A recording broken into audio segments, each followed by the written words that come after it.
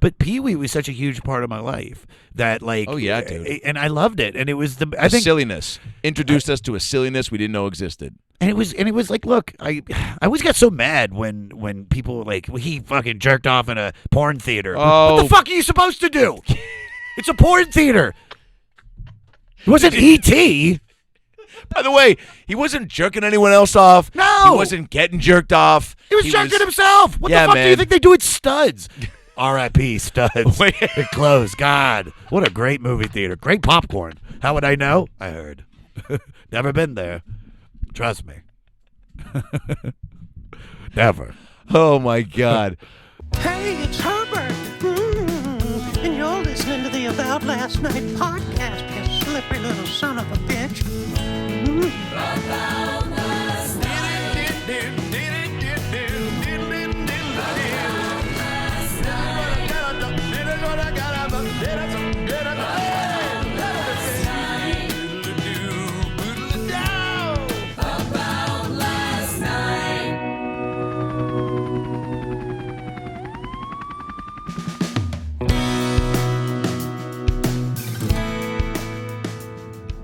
Oh my God, I had a terrible nightmare. I thought I missed the About Last Night podcast, but I didn't, guys. What's up?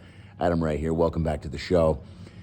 It's the 5th of July. That's why I'm like this. Hungover, rocking my Adam Ray comedy hat, which you can get at adamraycomedy.com. We got hats, shirts, mugs, stickers, buttons, t-shirts, hoodies, all. Click right there, and it'll take you to the adamraycomedy.com store. Tour dates back on the road. Took some time off in Seattle, and I'm back at it this weekend in Colorado Springs at 3E's Comedy Club. New spot, new venue. Can't wait. Colorado Springs, July 7th and 8th. Tickets at adamraycomedy.com.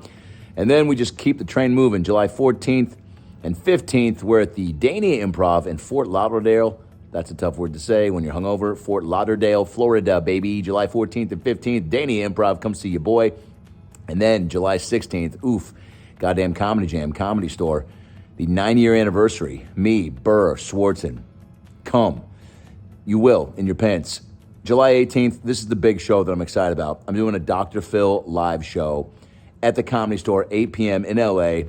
Bill Burr is the guest, and we have other special surprises. It's going to be amazing. It's my first time doing it. Dr. Phil Unfiltered is the name of the show, live. It's going to be like a fake TV taping at the Comedy Store main room, July 18th at 8 p.m. Tickets at comedystore.com. And then July 20th through the 23rd, I'm at the new Covina Laugh Factory in West Covina, California. Tickets at adamraycomedy.com. Stand Up Live, Phoenix, Arizona, July 27th through the 30th. Tickets at adamraycomedy.com. Of course, subscribe to the podcast right here on YouTube. Click that so you can get all the clips, videos, goodies, and extras. A lot of fun episodes coming. I can't wait to announce them. Some really, really cool guests that I've booked that I don't know how they said yes, but they said yes, so hopefully they don't bail. And special announcement is coming very soon. So stay tuned. And go see the Barbie movie. It comes out July 21st, and I'm in it with Gosling and Margot Robbie and Will Ferrell and your boy. I think that's it. All right. That's it for now. Hope you guys are doing great. Hope you had a great 4th. Today's episode, Josh Adam Meyers, one of my oldest friends in comedy, created and started the goddamn Comedy Jam, and is about to go on the road with Jelly Roll. The guy's a beast. He's hilarious, and we had a great time in this episode. So enjoy it. Follow Josh on social media at Josh Adam Meyers. Follow the goddamn Comedy Jam, and come out to the 9-year anniversary show at the Comedy Store on July 16th. And I think that's it. So you know what? Sit back, relax, and enjoy a brand new episode of the About Last Night podcast with my buddy, and soon to be yours, Josh Adam Meyers. Do you do cans or no cans? I think with our pipes, I think we should can. Yeah, there it is. Oh, jack me up a little bit. I want to hear myself. Oh, fuck yeah. Jack me off, too. Jack me up. Oh, jack me up and jack me off. Jack me off. What Start it up. That's what I'm doing it to. Jack me off. Yeah. Who sings that? Stones. Oh, yeah. You gotta get a win to jack me off. It's crazy that guys like that will never do parodies, right? Oh, they have no sense of humor whatsoever. They don't. Not because they're old, because they're what? Just too serious musicians? I think, like, you know, they're the rock stars, like the guys from Led Zeppelin, the guys from the Beatles, and the guys from the Stones take what they do so seriously, even like someone like Bruce Springsteen. But then you got someone like Billy Joel, who is like cracking jokes in between. Dude, if you've never seen Billy Joel live, BJ, yeah. Well, that was going to be a topic of conversation at some point. Whenever we want to get there, trust me, it's a big part of my life. Billy Joel is 100%. So this wasn't just an on a whim. Me and Bill Burr do some shrooms and go see a legend. It was like, oh, this is a guy that is. What, on your hall pass list? This is, I'd fuck him. Dude, think about just a conversation starter. Be right back. Thank you. Who wouldn't tune in later to find out how I did? If he did. There's Billy Joel has been the guilty pleasure of mine since I was like a little kid. Wow. Him and Neil Diamond. Neil Diamond is the concert that I never saw that I wish I saw. Me too. Really? Yeah, and he's done touring, right? He has Parkinson's. Yeah, it's sad. Oh, it's a bummer. It's a bummer for a myriad of reasons. Like, part of me wishes he pushed through the parks, and that's not funny because I pushes the parks. You don't have to start Duke music. You were wrong. Come on and push through the park. Push through the parks. Great song. If he did that, look, it's impossible. Parkinson's is an awful disease. Jay Fox has made it look easy. Even Muhammad Ali. What is this Jay Fox bullshit? Are you friends with him? You know who we're talking about. Yeah. Do I need to say the full name? Who do you think of when you think of Parkinson's? Michael J. Fox, yeah. I could say Fox and you would have known. With the lead in Fantastic Mr. Fox? Or my cousin Brian's dad, Morty. He's got the parks, yeah. God, he's not famous. It's not with that attitude. It's also like, I don't know. My point is, I would pay to see any legend who wanted to still try. So even if Neil was like, look, full disclosure, this is not going to be a great show, but I want to still play. The same way you see athletes still going at it when they, I remember seeing this when Patrick Ewing signed with the Sonics for a year. It was so sad. I remember watching him. He got a rebound and threw an outlet pass, put his head down and went, and then started jogging down court. And the ball got stolen and then went back the other way, and he kept running down that way with his head down, and the whole crowd went, oh. Yeah. It was sad. Yeah, I think with sports, see, I'm going to actually go the opposite of what you're saying. Okay. Nothing, because I get it. That's more selfish me saying, and selfish me and you saying. You don't want to see him like that. No, man, because I'll give you an idea. Like, I've seen Guns N' Roses. Goddamn, since they got back together, I've seen them 4 or 5 times. Are you a big GNR fan? I mean, I can pinpoint the exact moment I heard it when I was in 1987, laying in bed. DC 101 was like, "We're gonna play this record all the way through." Wow! And it's a new band out of LA, and they're killing it. And the next day, I was like, I begged my parents to buy me the record, which they didn't. So then I went into their money drawer, pulled out a 20, and went down to the Wax and Maxi and fucking bought that shit, and then got caught. And I remember I did not give it up. He was like, he's like, "What'd you buy with it?" I was like, "Candy or whatever, Domino's Pizza for me and my friends." Yeah. Well, we played Ice Wars at Robert Drollinger's house. We used to Ice Wars. He was his dad. He was a single dad being raising his son Robert. Robert was like the town. I wouldn't call him the town degenerate, but he was the fire kid in our neighborhood. He always had a story, and it didn't end positively for Robert. Never. We all had. You had a fire kid in your town, right? Like lit stuff on fire. Yeah. Oh, lit stuff on fire. Licked bugs, had Playboys, lived with his grandparents. His name was Canute. He was German. And you hung out with Canute all the time. So you could see those Playboys. All the time. Yeah, dude. To see Bush. Oh, you're like, God, oh my God, so what weird. is that? What's under there? What's under there? Yeah. You didn't know what was under there until about 1993. It's almost like that's what the pubes were doing. We're just kind of like keeping the mystery alive. Keeping the mystery. And there was no way there was a bare vagina in any magazine, especially Playboy. Yeah. Maybe you saw a line, but it was always Bush. Yeah. My dad, all the pornos he had, Bush. Just Bush. My dad was a purist. Porn, all of his Is this what I missed out on by not having my dad stick around? Was like the porno. Who knows? Although he might have had stuff. I think later in life he had like websites and stuff. We can talk about that next time you come on. My stepmom just passed. I want to respect her. For sure. Yeah. For sure. All right. So. Neil Diamond, you would So I was going to say this, and I'm going to Guns N' Roses. Guns N' Roses, like covered all. So when I saw them the first time, which was out here, and I never saw them when they were one of the biggest bands in the world, arguably. Yeah. And I go to that show, and I'm in like the front row because Craig Gass like walked me in because he knows everybody. Yeah. Walks me. I'm literally in the front row, and you can hear him singing, and his voice is as strong as it was when he made November Rain or made any of the records that they had done. And I'm just blown away. And then you see him again, same thing. See him again, same thing. You see him again, same thing. And then I went to see them at MetLife Stadium when I first moved to New York.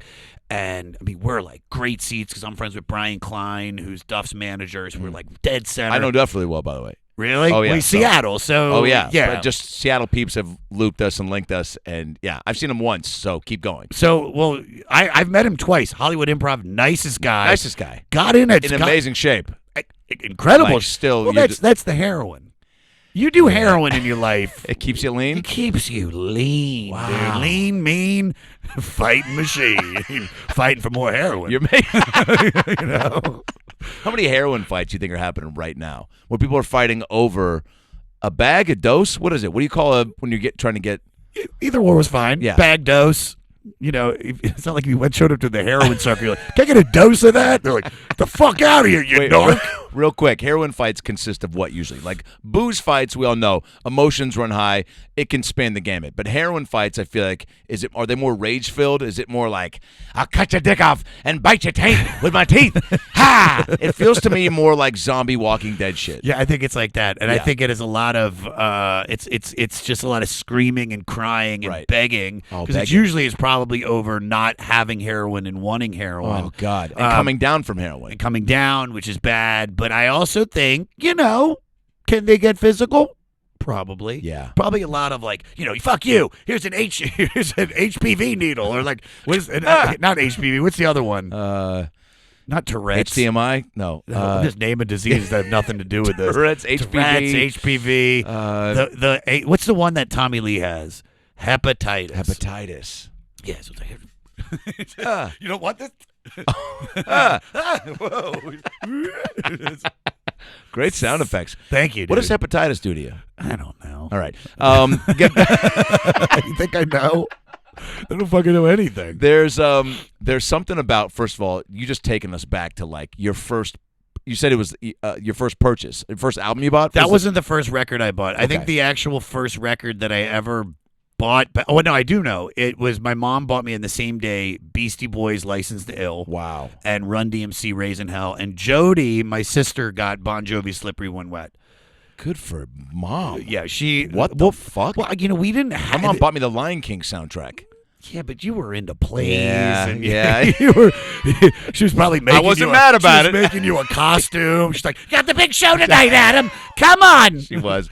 She bought me in second grade for Halloween. I said, "Will you just give me a costume?" She came back with a bird. I wasn't like from anything. It was a bird from Goodwill. Wasn't Tweety Bird. Wasn't Big Bird. Wasn't fucking Donald Duck, who's bird adjacent. It wasn't any sort of recognizable, famous flying character. It was just a fucking. And I'm at my fattest, and we had to parade in second grade through the sixth grade class at Lake Forest Park Elementary. So there's ninjas and cops and robbers, oh my, and then there's just this fat fucking big titty bird walking through, and all the sixth graders are giggling, and I know that's me, and I'm wearing this bird mask with my eyes cut through the beak, and I'm just like, what the fuck am I doing? And the feathers are falling off. I think I'm still eating a Pop-Tart underneath the fucking mask, and I just hear one of them goes, "That bird's got tits."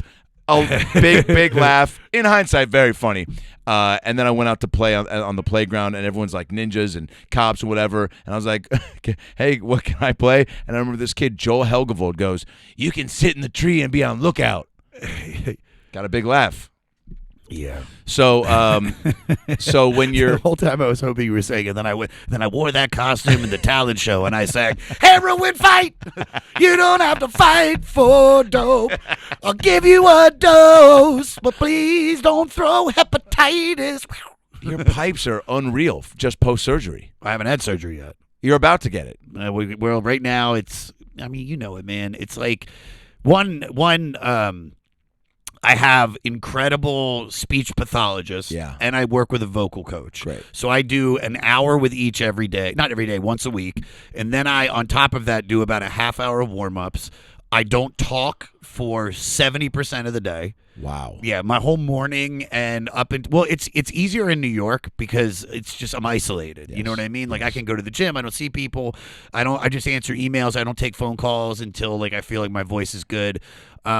There is, the doctor, like he said recently, there's a polyp, there's some scar tissue, and I think my epiglottis is swollen. Might be wrong if that's the. I've had that happen twice. Really? Well, swell up. You can get epiglottitis, which is a thing that it's a rare bacteria, like 1 in 150, 200,000, where it swells up and will cover your air passageway. That's not what you have, because if you had that, you couldn't swallow. No, I've had it twice. Mine's, I was hoping you were going to say you had elephantitis. I wish. I know. Check the game tape. Hey, ask my 6th grade girlfriend. She'll remember. She's got 4 kids now. We'll be right back. Shout out to Janet Mattis. Janet Mattis, 6th grade girlfriend. I'll say her full name. Yeah. God, who was my 6th grade girlfriend? Fuck, what was her name? She lived in a trailer. Wow. Yeah, we went to go see Home Alone together. In her trailer? Oh, did you think she had a VCR? Come on, dude. She had nothing. We just Even my dad was like coming to pick her up. He's like, "This is where your girl lives." Oh God. Yeah. What were her? Were they attached to other trailers? Where there's a whole class? No, it was a single family trailer. Single family. Wow. It wasn't a road trailer.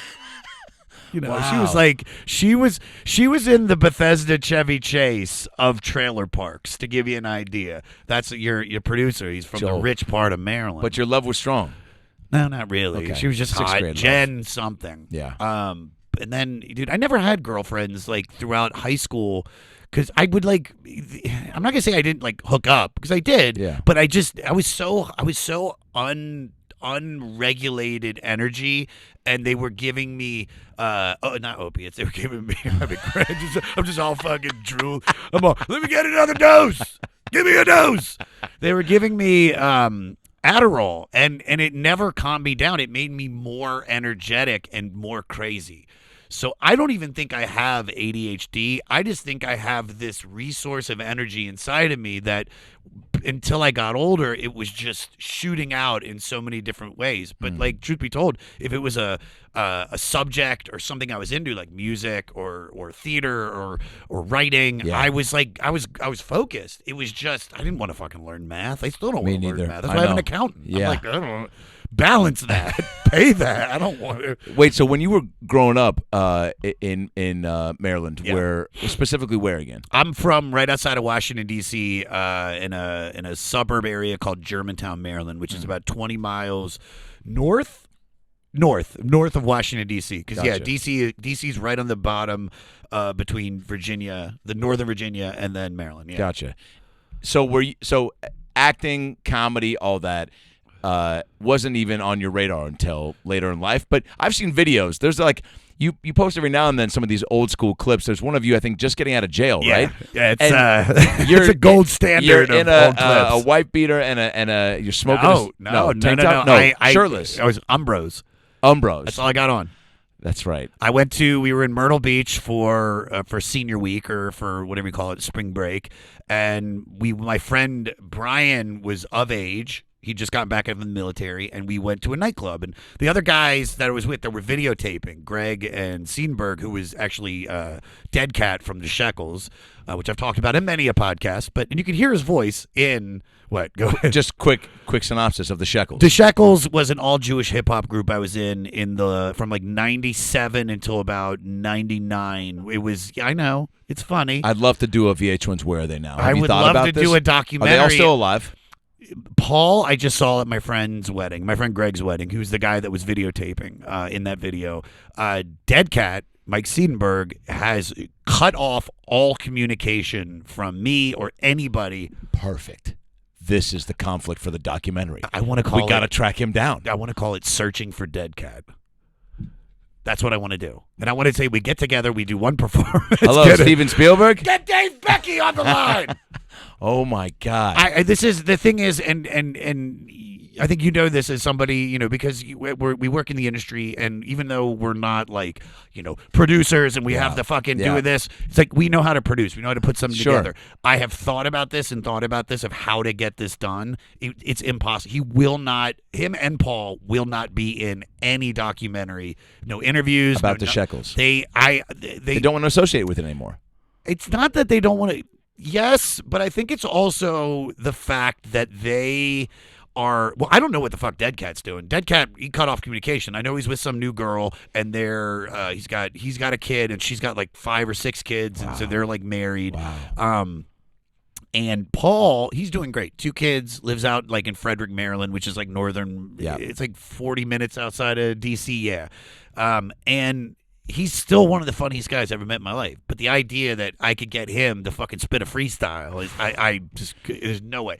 I have a better chance getting him. And Dead Cat, and maybe that is what the motivation, like you said, with like that conflict that's going to make this an interesting documentary. What was one of your hit singles, real quick? And is there anything online for people to find? There might be, but I have every album, all 7 albums, in a drawer in my apartment in New York City. I will never lose those. I love them because we made album covers, we had track listings, and every record we have from all Jewish hip hop. I was the only Jew. Fine. The other 2 I think were Episcopalian. I don't know, but one's a CCD, and the other one I think he was agnostic. But we were high. We were listening to Wu-Tang. We started rhyming over a Killer Army beat that was like had an instrumental. And then we were like, holy shit, we can record this. If we plug this headphone into the microphone jack, you can use the microphone or the headphone as like a mic. Yeah. And so we recorded over it. We put it onto a cassette and then we listened to it. And then we started finding beat discs. And then Paul heard what me and Mike had done. And then he was like, I'm in. And then I was like, I thought, what do you guys think of shekels? Like, shekels is Jewish money. We're shekels. And they were like, all right. And then it just was off to the races. So these guys were there when you were in Myrtle Beach when you got no, not Paul, but okay. Dead Cat was. Dead Cat was like one of those friends. It sucks when, because I was talking to my friend Greg Chade about this, who is a guy that just got married. He's my brother, basically like my mom's adopted son from childhood. Wow. Yeah, I love this guy to death, and we text every day about sports. And, awesome, but cool to have a few people in your life, by the way, and you don't need many, but a few from truly the get-go, right? Oh yeah, like the beginning. It's almost imperative. I feel like that. Like when I talk to people that have multiple or none, I'm like, oh man, it's sad. Yeah, that you don't at least have one that like you can tap back into and that just knows you that well. Yeah, and whether you're super, it's really cool if you've got one that's you're really close with like that, because I don't know, it's a nice way to not, if they've also done a good job of like staying consistent with who they are through the years and obviously growing up and learning and getting better and maturing, but like there's certain pieces of you that you'll never like lose. The good parts, I feel like, of what made you and that person hopefully like really bond, right? Like I'm sure you guys have for sure. City and him and my friend Andrew, I mean, we just have had this text thread. Yeah, we've just been texting each other. I mean, since I probably moved to Los Angeles, it's about 14 years. Wow. We've just been, the Wizards did this, or the Redskins they suck. Awesome. And we're just, and then Drew became like super political, like my mom, and he's just like, we got to get Trump out. And then it's just, we're shitting on that, and we're going. And it's never... It's like I can't joke around with them the way that I can joke around with you, or I could joke around with Avery or some of my other friends, but because they're serious, not serious guys. They just one's like a heart like what do we call it, like an EKG dude, or does like heart studies, and then Greg actually doesn't work right now because he's like a low key millionaire, but he said this, he's always hiking and doing this, and they support and they get it, but it's like I can't press the jokes sometimes that I want to, because they've grown up. Right. I have not. Totally. I've actually gone down. I'm still. If you're doing it right. Yeah. I'm still like I'm fucking 8 I think years old. I think you do want to grow down. Yeah. I don't think once you lose that childish spirit, then you're old. If you lose that, you're old. I'm telling you, it's ages there, because I just hung out with the dude from Blood, Sweat, and Tears today, the drummer, cool, Bob Columbi. He did my podcast. He's an old Jewish guy. He knows everybody. Albert Brooks, Billy Crystal, like they all open for his band. Holy shit. And he just gets it. Because he's like, dude, I got fucking... that Peter Pan mentality. Yeah, he's cracking jokes. He's talking, he's telling us stories, but it's just, it's like, like, all right, who the perfect example of someone that's doing it right is Matt LeBlanc. Oh, yeah. Matt LeBlanc. Just talked about him yesterday. Did you? The Chimp movie that he did. I mean, that's not his proudest moment. No, but we were like, do you think know? he wanted to, or they paid him so much stupid money coming off of Friends? Stupid money. Yeah. Angela would say that movie should be called Matt LeBlanc Wants a Boat. Okay. You know, that's what it should be called. That's exactly why. So I'll give you an idea of just people that get it. Yeah. When I was moving to New York, I was selling my Porsche. I had the Porsche Macan S. Yeah. I loved that car more than anything, and It was like your first, me gift? I crazy got to a cool point. Yes, and I was gonna wait, but I'm like, God, I'm 40. I got the money. Why not? Yeah. And you know what was funny was like I didn't do it to show off. When I wouldn't pull up at the Comedy Store, I would park it off site because I didn't want anybody to see it. It was for me. Yeah. But COVID happens immediately. I pay for it, and it's a big bill every month, and we're not making any bread. The PPP loans, all that shit, are keeping us afloat. Yeah. But it's like still, it's like God. Oh yeah. And so when I'm like, I'm going to move to New York in July of 2021, I'm like, I'm going to call Porsche. I'm going to plead poor. And they've got to get me out of this. Like I don't see why they wouldn't. And I call them, and luckily there was that remember when all the used cars, there was like a shortage, and there's this Chip shortage, yeah. So they were like, when I called them, I was like, I just don't have the money, and I have to move to New York. I'm putting on my best fucking John Rosenfeld scene study. I'm like, I just can't do this. And was it good? Would you put it on your reel? Like, do you feel it is funny when push comes to shove? Yes. I've had to do that. I've lied to cops about some of the craziest shit. I'm like, my hermaphrodite cousin just got a fucking their tubes tied, and they tied him the wrong way. He's like, what? Just get the fuck out of here, based on that story. And that's But he's like, what? But her hermaphrodite cousin got a phone number. She got an Instagram page. Because I'm originally divorced, and that's a Mexican guy I'm doing. Enrique Rodriguez. Yeah. So I call them. Yeah. And they're like, totally. We're like, you don't even have to worry about this. Wow. We actually have someone that will take it off your hands as long as it looks good. Because you're like, what's your mileage? I was like, dude, I barely put 10,000 miles on it in almost 2 years. And they were like, we got you. Call this number. I call the number. It's this guy, Ray. He's like, yeah, I own a dealership with a buddy in Van Nuys. Bring it by. We'll take a look at it. All that shit. Cool. And I go by, and he's like, oh, this is perfect. Oh, this is the part. So as I'm driving in, it's right off of Sherman Oaks and like Burbank. Yep. Or maybe it was Van Nuys. In that area. It's on Burbank. And as I pull in, it's all like Ferraris, Porsches, shit like that. And as I pull in, coming out is fucking a guy that looks like Matt LeBlanc. And I'm like, I go up to Ray when I meet him. Hey, nice to meet you. I go, was that fucking Joey from Friends? He goes, oh yeah, he's the co-owner of this. I'm like, what are you talking about? He goes, yeah, dude, he loves cars. He loves cars. He hosted Top Gear America, so he just hangs out here, and he likes to sell and do this. This is where it gets good. He says to me, he goes, listen, you got 2 more weeks before your next bill is due. So bring it by in 2 weeks, drive the car for 2 more weeks, and we'll take it off your hands, and we'll pay you out. So basically they were going to pay off the note, but because the car had kept up in value from what I had paid for it, right. They were like, we'll kick you out some money. So I actually made like $7,000 off it too. Great. I mean, I spent fucking 30 in Sure. like 2 years. Yeah. But long story short, he goes, Matt will probably be here the day that you drop it off. And I'm like, oh, that'll be fucking cool. And I unless he's at our sister dealership, the Joey Lawrence fucking Subaru outlet.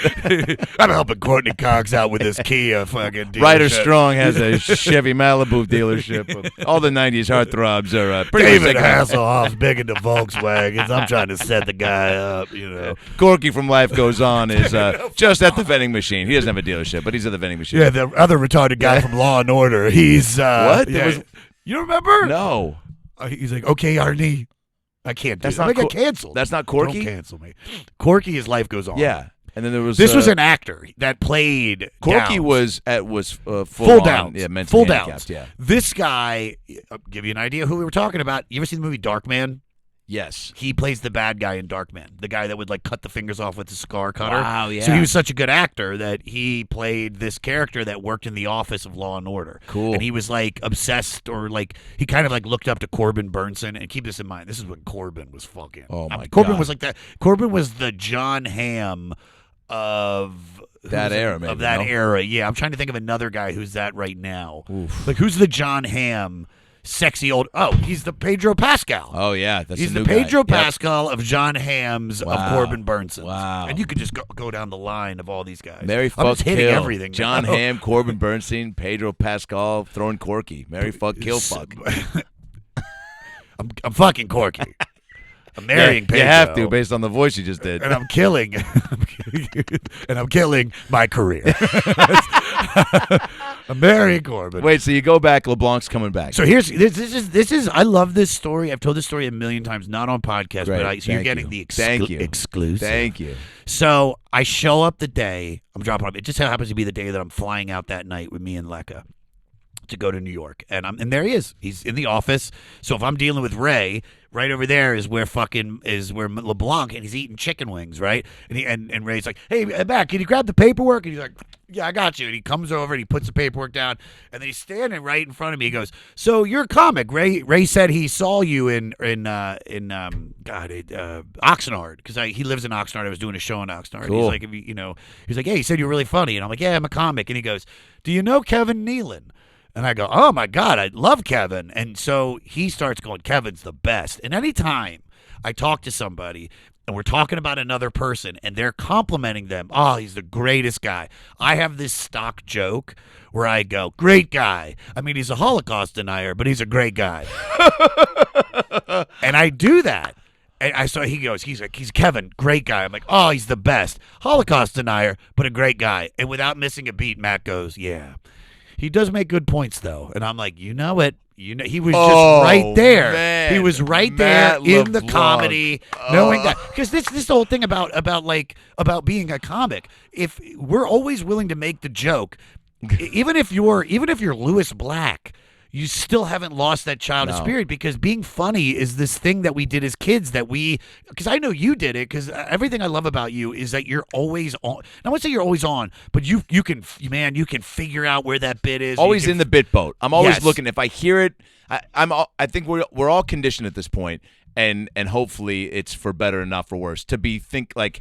So in every moment, I'm thinking of like what's funny about this, or actually not even trying to think. It just happens, right? You're just like, if you're in like Amanda and I went to her friend's restaurant that's like this new, like really, it's supposed to almost feel like it's in Tulum. It's on Melrose, called like Dialysis. I don't know. It's fucking. It's a very funky name. And we sit down and it's really, Dialysis. it's really cool. Everything the guy designed is cool. But we sit down, and I go, "This is great. They put us under the Avatar pubes booth, because this thing dangling looked exactly like." And Amanda starts laughing, and I was like, I'm glad I was comfy enough that I could just say that and know that she would laugh. But it was just like I sat down, I saw it, I said it. I didn't have to like filter myself. Sure. But that's also we're putting ourselves around people that make you feel comfy and okay. Sure. To like always be throwing darts. Because if you're just like if you're around people or in situations where you're always censoring yourself, you're like, "Oh, I probably shouldn't say that around this person, this and that."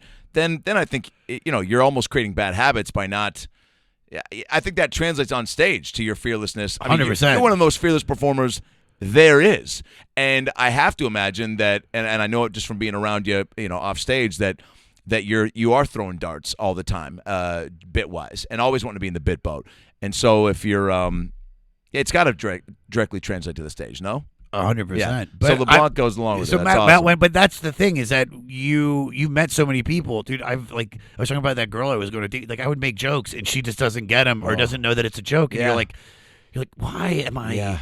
Hanging? Why am Wasting I hanging out with words. you? Yeah. Oh, I know I'm hanging because I want to fuck you. Yeah. That's why. Yeah, so, But besides that, we have nothing. Oh, so bummer. why am I here? And I feel like that was something. Keeping in that frame of mind. Because when I was in LA, I felt very isolated here. And even though I said I feel isolated in New York, it's not like I'm isolated in the sense that I'm alone, because I feel like I have more people that I get to see on a regular basis that are these like comedy dudes. Like Big J is just dialed the fuck in. And you know it, man, because you've spent so much time around so many brilliant comics. It rubs off on you. Yeah. It rubs off on you. And the more, like, when I was with Ange, and I was with Ange the first 4 years of comedy, that was where I made the most amount of growth, because I was with a dude just every day that was like joke. And if you don't get that, then what's the point of doing this? So you're saying Big J's dialed in? Oh my God! In terms of what? Just that childish thing of making jokes and finding the comedy. So you're getting these reps daily. I mean, honestly, it's why. It's why I wanted to work at Universal Studios, because I was like, I'm going to be around. I'm going to be flexing somewhat of a performer muscle. Yeah. Oh yeah. And same thing with strip club DJing. I'll take this back even before that because this is all I do, and I say all my stand up is that I'm just doing some form of bar mitzvah DJing. That's all I do.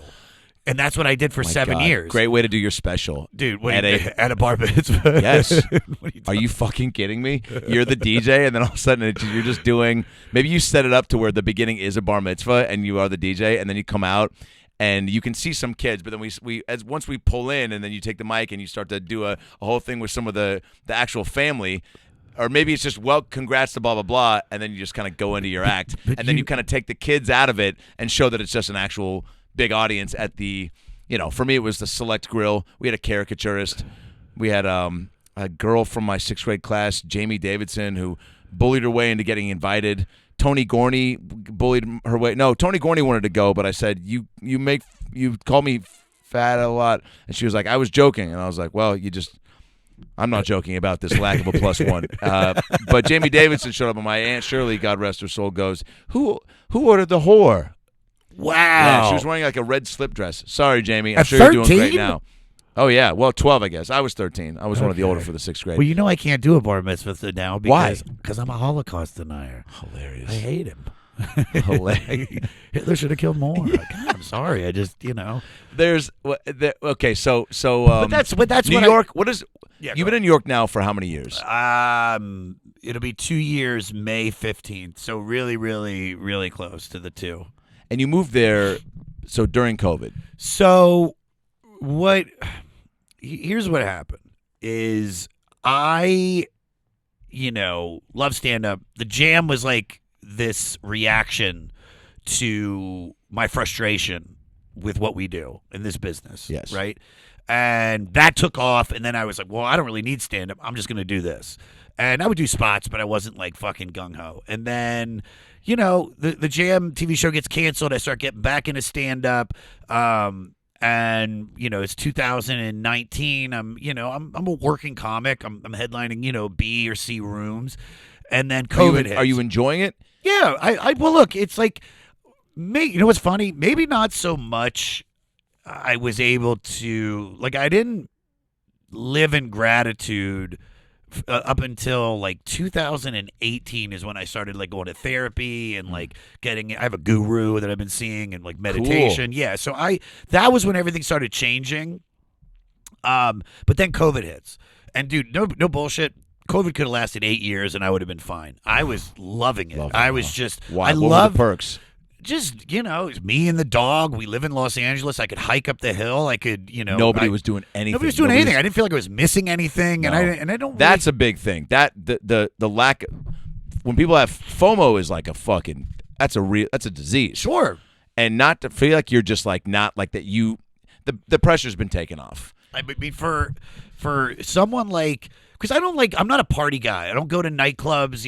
If there's big parties, maybe I pop in, I make a loop, and I try to leave. But that's not my comfortable vibe. Right. But COVID happens, and then I do my first show June 28th at American Comedy Company. It was like super illegal. It was like me, David Lucas, and Josh Potter. I don't know why I did this. Oh my God! You can't see his What eyes, is that? little eyes. That's how you do that, blind. Josh. I'm sorry. He's a friend. Oh yeah. Oh, I got a funny story. I was funny. I got pink eye because this girl skadooshed in my face when I was going down on her. That's what I'm saying, but it was actually just a virus. I think the other way's funnier. But Wait, it's a great she didn't story. squirt in your eye. No, she did. But then, like a week and a half, 2 weeks later, I showed up. I think you might have done that Jam. I feel like I saw you around that time, but I flew in from New York, and that morning my eye was a little red, and as the day progressed, it got worse. And then I text my sister. She sends drops to the Rite Aid. I go pick them up for like pink eye. Did you have to tell her what happened? I didn't tell her that. I said I think I have pink eye. Yeah. This is the thing. That was Did she like, go, who's skadoosh down here? I was like, Bree. It was Bree. Wait, now, Squirt is P and Finkel is Einhorn, right? Yeah. I know Finkel. but so there was P in your eye and you can get pink eye from That wasn't it. That No. was not how I got it. But the joke that I have on stage is when I talk about that. Because it was funny. This is good, no bullshit. She warned me that she squirts, and I was like, oh, man, that's... Is that something you enjoy? Yes. Yeah. Dude, I'm honestly, when you're getting into the thick of it, I'm pretty much into anything. Sure. To anything. And now that I got my hemorrhoids removed, I'm into anything, dude. Yeah. Three of them. That's the opening of the commercial. Dr. Agnew, you killed it, dude. You fucking killed. I have the butthole of an 18-year-old right now. It looks incredible, dude. This ain't your mama's butthole. This is my butthole hasn't looked like You've got. this. I can't believe that's not a be- butthole. I can't believe that's a butthole. That's so perfect. Wait, does he claw him off? Does he saw him off? First of all, Dr. Agnew's a girl. Oh, Very, my apologies. very What is- sweet. I have a picture with her. is that weird? No, I talk about this on Himbos, which I'd love to have you on. What's Himbos? Himbos is another podcast I do with Justin Silver. Where Awesome. We talk Love about Justin fashion. Silver. We talk about fitness. We talk about dating. We have sex experts on. We have, clothing experts. So we just Awesome, talk. So it's dude. all the shit that I'm into, but, Awesome. that I can talk about in a way. And then we bring you on and we go through your Himbo scorecard. Very much like, are you garbage? It's like, are you garbage? This is like, are you a himbo? Like, This is great. What's your skincare routine? This is in addition to the 500, which is an amazing music podcast Josh has, where he has on comedians, celebs, actors, whatever, and they break down This album, yeah, we're doing the Rolling Stone magazine's list of the 500 greatest albums. Dude, I was literally about to quit. I was literally the business. Not everything. the podcast. Just the podcast, dude. I got too much invested in it. I give it up. I was going to work for LeBlanc's Porsches. I was like, come on, hire me. I showed up wearing all my clothes, like your outfit thing. Yeah. No, I just was. The 500, it started with no money, then we made a shitload of money with Spotify, and then they canceled it, and we had to rebuild it. And the money's good, but it's just like it's a lot of work. And I was getting ready to quit, and my producer's like, he's like, dude, we gotta finish, and there's bread. Don't worry, it's not like I'm doing this. I'm not doing it for free at all, but it wasn't enough that we work hard. We have irons on different things. Yep. If I lost that, it wouldn't be the end of the world. Right. And so I sit down on an episode. We did 2 back-to-back. I had Matt Pinfield from MTV doing Jesus, Mary Chain. That was fun. And then after that, I had Senator Al Franken on to talk about the Grateful Dead. Oh my God. And we open up the podcast. He says to me, he goes, man, what you're doing is really cool. I mean, what a journey you're on. He's like, how long you been doing this? I'm like, I've been doing almost 5 years. He's like, oh my God. And I go, yeah, it's a lot. Truth be told, I'm thinking about stopping. And he goes, dude, don't stop. He's like, you know how good you'll feel when you finish this? This is a body of work that you'll be able to have forever. It's all evergreen. People will look back at this. And he's like, and trust me, it might not be huge. Now, the numbers are good. They're not astronomical because it's a very specific audience. Yeah. Very specific. Yep. It's all like 45 to like 62-year-old white guys. Perfect. There's a lot of those. They have 19 buttons on one side of their jackets. And they're just like, they get mad at me. People get mad at me and they shit on me. This guy doesn't know anything. I have to put a disclaimer at the beginning of the podcast that I am a comic. I don't know anything about music. If you want to find out, go to another fucking show. This is supposed to be fun. Yeah. But he says this to me. He's like, dude, you got to do it. You got to finish this. My producer is now my third mic on the show. So he's like, dude, Josh, come on. And then afterwards, we're supposed to talk about money. Yeah. About because my contract is up, do I want to go again? Yeah. And I go, listen, I'm gonna go to Just Salad and go get my favorite wrap, which is always I'm saying a wrap at Just Salad. It's the scholars were like, what? It's like getting a pregnancy test at McDonald's. Yeah. So I'm walking down 22nd Street. I'm at 2nd Avenue, and there's this guy with a beard, almost looks like Ryan Mervis, standing right next to me. He's got his headphones in, and I swear to God, he looks at me, he goes, oh my God. He's like, I'm listening to your John Stamos, Mike Love episode, like right now. And I'm like, really? He goes, dude, I love your podcast. That happens a bunch. Cool. but not enough where I'm like, all right. But it was like, the guy walks off. I literally look up to the universe and I'm like, you didn't have to be this fucking obvious. Wow. Like, you could have just eased me into the bath of showing me signs. Yeah. And the truth be told, it's like, listen, man, just the other day, I had Judd Apatow on to talk about The Who. And, how much FaceTime do you get with a guy like that where you can sit down and talk to him about life, we talk about Billy Joel, we talk about everything. And regardless of the listeners, which are good, we average about 20, sometimes we'll get 40. But Al's right. You're going to have this like banked and cataloged to where it's like, people are always discovering and reconsuming and share. I mean, it's like there's no true real rhyme or reason or formula to it to not say that like in 5 years it's pop. Somebody features it on something and now it's like a new thing that everyone goes back to like be the thing of the time. And I think this as we grow our star power, you people find out. So I'm constantly getting people like, oh my God, I just found out about this, or I just heard that episode.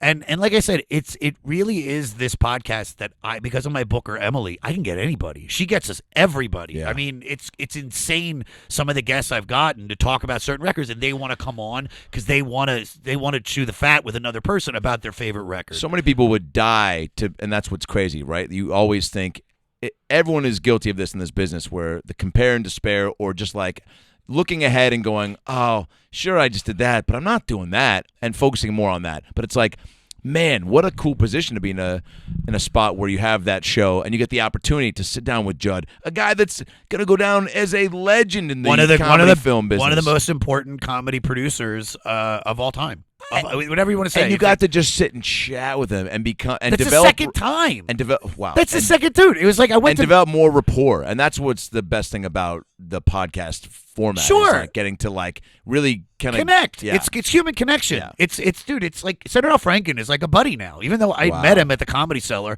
I had to follow him. It was funny. That was how I opened. I go, do you remember when we were doing the Comedy Cellar together? We were in the main room of the Cellar, and dude, he killed because he's fucking doing these like fucking what's his stand-up like? Newt Gingrich is a piece of shit. Yeah. Like it's kind of like that. Nancy Pelosi can get it. Like he's not like that. Cross that off. I'm just gonna open with that tonight. That's half my set. Yeah. But he killed, and then I go up, I follow him. He's still like in the room in the back, and I'm not getting anything. And I just have this, after like 2 or 3 minutes, I just go, I'm sorry, I'm not a senator. And the crowd starts laughing, and I'm like, maybe I'm a local congressman. Yeah. For a small town in Missouri. Yeah. You have no idea. Yeah. And he loved it, and I brought that up because, I remember that. And he actually complimented me that night where he was like, because I did, like, when you do high energy shit or you do sing, it's like these comedy purists, some of them look down on it. Sure. And some of them look like, well, you're not a real comic. I had that experience where, there was a comic in New York that I thought hated me.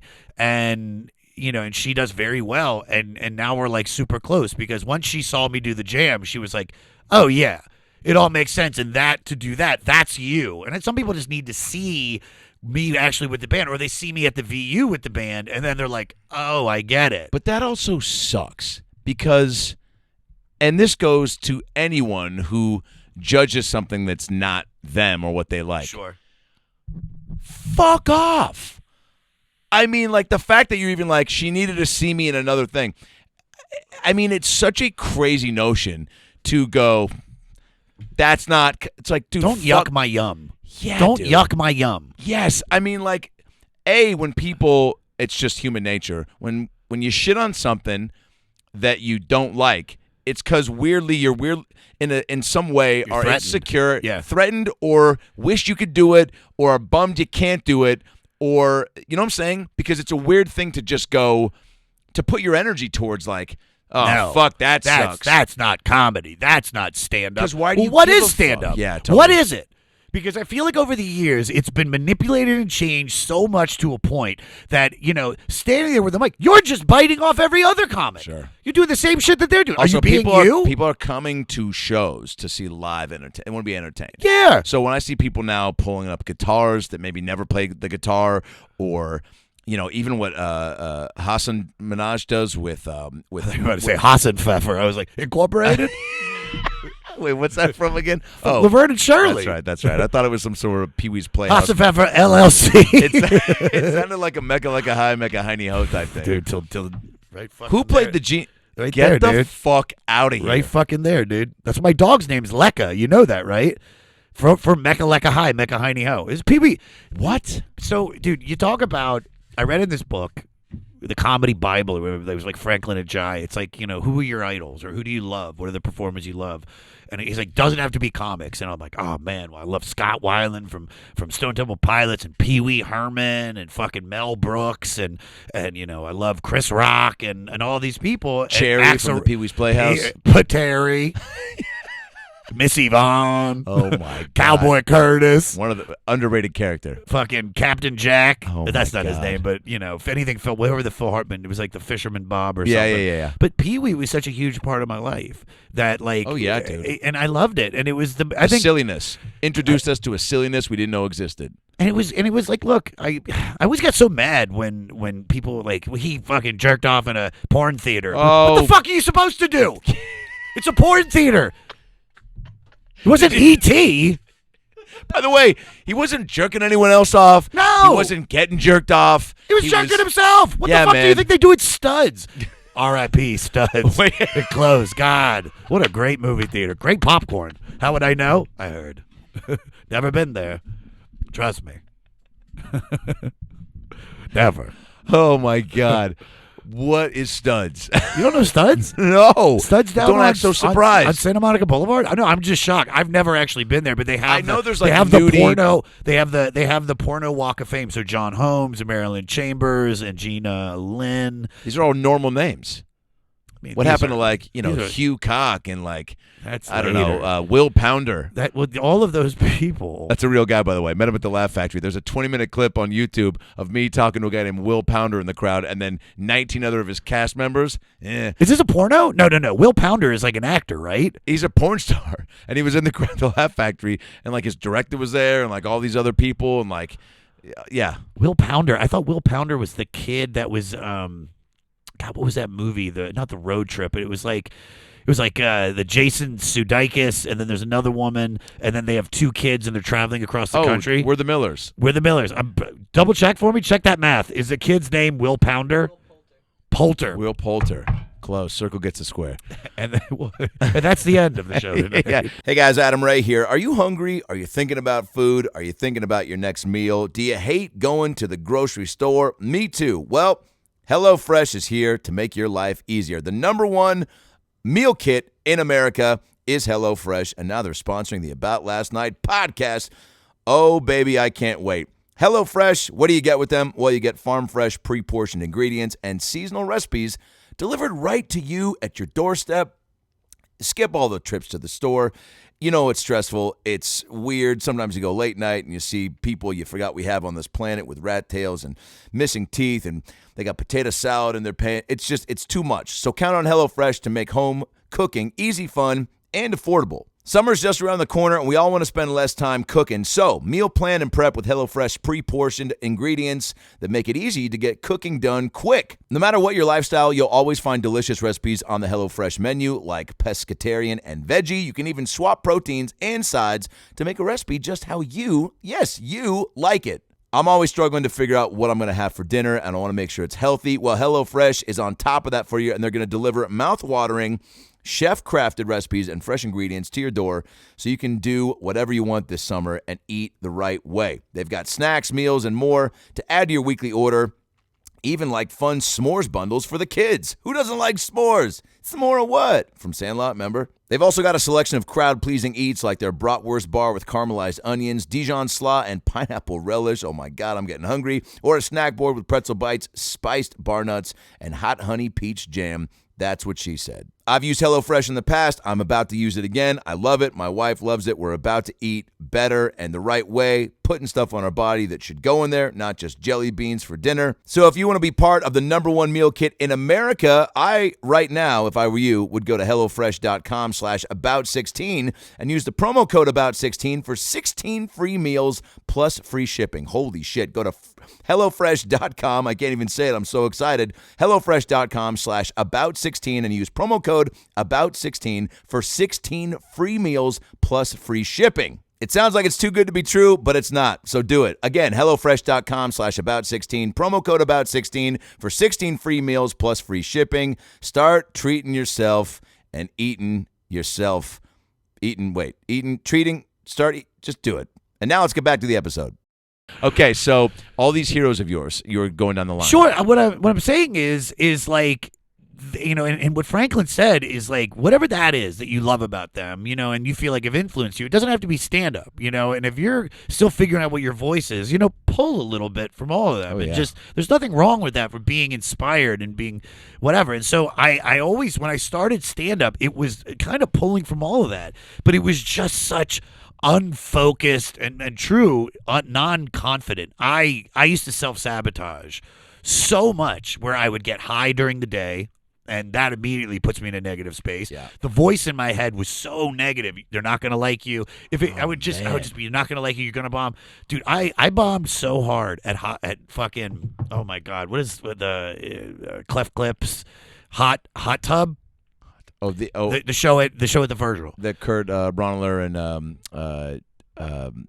Kristen Shaw. Yes. So after I did New Faces in 2013, I hit up TJ Miller. I was like, "Can you give me a spot on that?" I always wanted to do it. He goes, "Got you." And he'd hit him up, and he's like, "You're on." Awesome. And I'm like, "Fuck yeah!" Then I smoked pot earlier in the day, and then I start getting nervous, and then the drive over, like literally in my head, I'm like, "They're gonna hate me." Oh man. And it's such a hot, easy room, and everybody killed, and then I go up and I fucking eat a dick. Why? Because in my head, dude, if the narrative in your head is negative, then that's what you're gonna put out. Yeah. If you go up, before you go up on stage, you go, "Oh, they're gonna hate me." And you're scared. If you're scared, the crowd knows it immediately.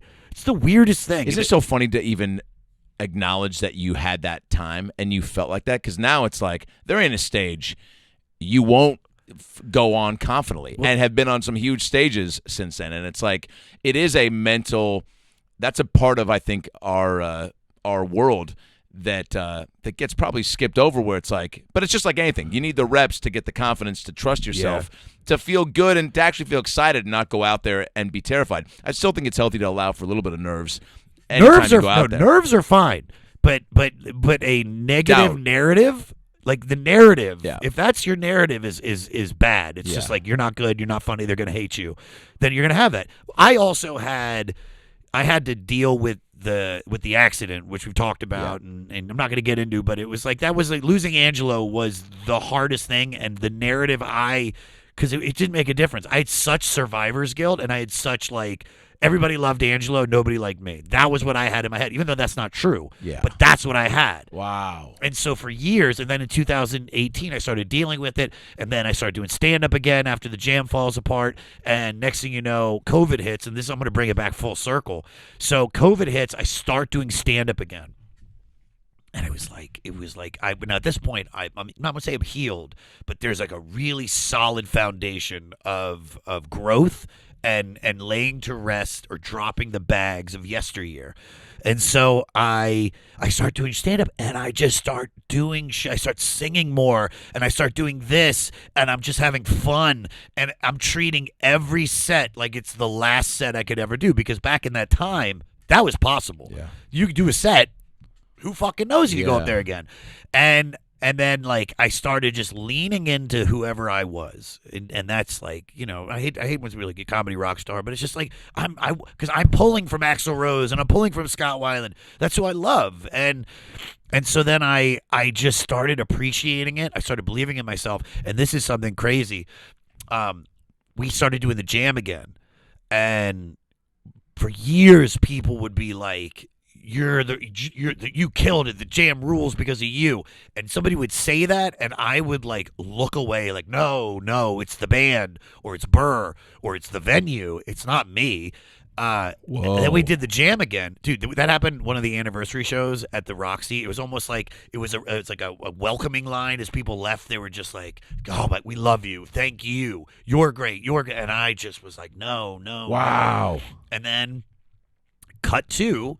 Pandemic happens, we start doing the jam again, and I'm like, I'm going to go to New York because there wasn't enough spots here, and I go to New York, and that made me nervous. Those New York comics, you know, they're some of the best writers in the country. They're the purists, and I go do well, and I'm different, and I'm leaning in, and most of them are welcoming because they're like, fuck yeah, dude, like you're doing something that none of us are doing. I've never seen anybody doing what you're doing. Cool. And they're like they're wanting that to be a part of their community. Yeah. It's like you're making, and it's a tough follow, and it's just something different. When you're committing and you're fearless, and when you're dialed in, it's most people can't follow you. We can sit there and say Chris Rock, this person, whatever, but when you're at the top of your game and you're comfortable, you're one of the funniest people I know. Me. I'm talking about you. you. Saying, No.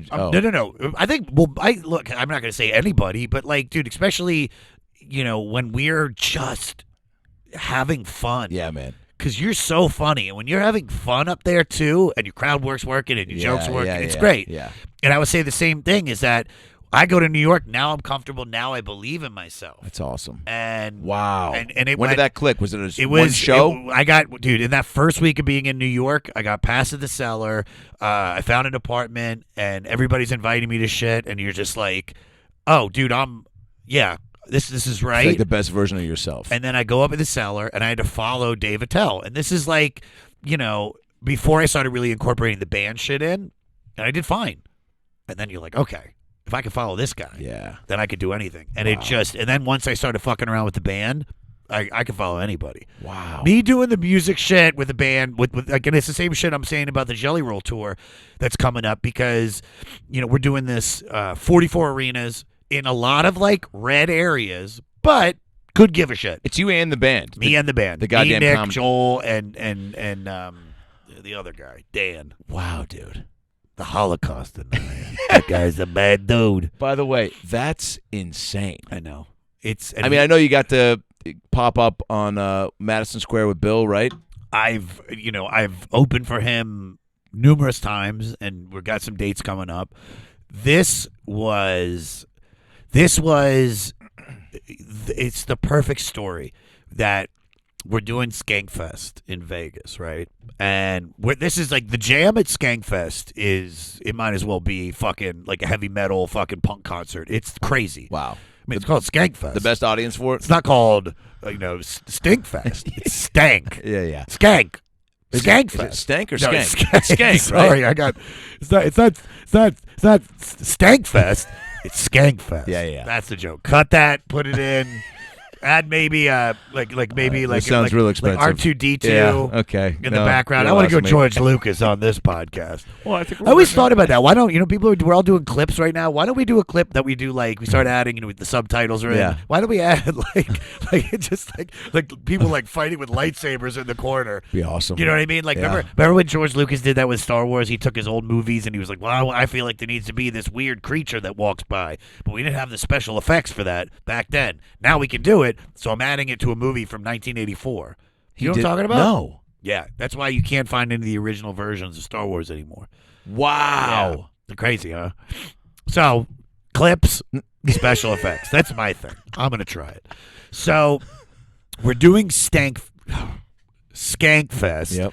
And it's our Saturday night show. Me and some of the band are walking through Fremont Street, and there's 20,000 people there to see Jelly Roll. He's performing free concert. Massive. I mean, wall-to-wall people on Fremont Street. And we scootle through, and we get to the venue, and we fucking start doing sound check. And next thing I know, these two people come up to me. And they're like, hey, we're with Jelly Roll, and I don't know if you know he was performing. He's like, oh, yeah, I saw the crowd. They're like, well, he's a huge comedy fan, and he wants to do a song with y'all. And I was like, okay, cool. We'll bring him up. What songs would he want to cover? And they're like, oh, he doesn't want to do a cover. He wants to do one of his own. And I go, well, that's not going to happen because my band doesn't know his music. And they're like, well, you could give his band your instruments, and they could play. And I go, well, that's definitely not happening because it's my show. And I don't. My band's in it. This is our show. You know what I mean? Why would I do that? They're like, really? It's Jelly Roll, and I go, I know, but it's me. This is my show. I was like, let me bring him up organically. We'll bring him up for a cover or some shit like that. It'll be dope. And they're just shocked. I'm like, you got to trust me. And then, good for you. I guess maybe an hour or so later, we start the show. I do Hast by Rammstein. Oh, yeah. I don't know any of the words. I'm just like, Ich pach tach nach feine shoes. And I get the whole crowd to do that. I go, it was this cool shit where I was like, everybody, none of us know the words. So when this kicks in, I want everybody to make up whatever you think the words are. And I go, and I know this seems lame, but what we're doing is the coolest thing happening in the fucking world right now. Yeah. And if you do this, we're all together as one. And they just all they needed was just a little push, and we nail it. The whole 1,000 people all doing that. It's insane. And just like I said, organically Jelly Roll gets brought up. He has the time of his life. After the show, he comes up to me. It's the first time I ever met the guy. He goes, God damn, man. He's like, I've never seen anybody do what you just did. And he daps me up and he goes, I've never seen comedy and music put together the way that you did it, where it wasn't lame. He goes, man, you fucking killed it. And he goes, I'm not going to lie to you. When they told me that you didn't want me doing one of my own songs, on the walk over here, I was talking mad shit about you. I was like, who the fuck is this guy? Sure. Doesn't want me? I just sold out 20,000 people. Who the fuck is this guy's crowd? And then he goes, and then I came in. It's all you do Hast. And he goes, and I was like, this dude don't need my help. I've never seen anybody control an audience like that. And then he offered me the tour there. Whoa, man. But he was like drunk, and he's offering me the tour, So talking money, what? and I'm just like, all right, cool. And 2 months later, lo and behold, he calls me with his agents. He's like, I want you to host it. You're gonna do an hour broken up into 3 20-minute sections. Holy shit. We'll have like a mobile stage that they'll bring out for us, and we'll be on the main stage with everybody, but we'll have our own little thing that they can wheel on, wheel off. And I do 20 minutes up front, bring up the first act, probably Struggle Jennings. 20 minutes after that, bring up the next act, like 3-6 Mafia or fucking Holy Yellow shit. Wolf, and then do another 20 minutes and bring up fucking Jelly Jelly. And just, it's like, Are you so pumped? I am.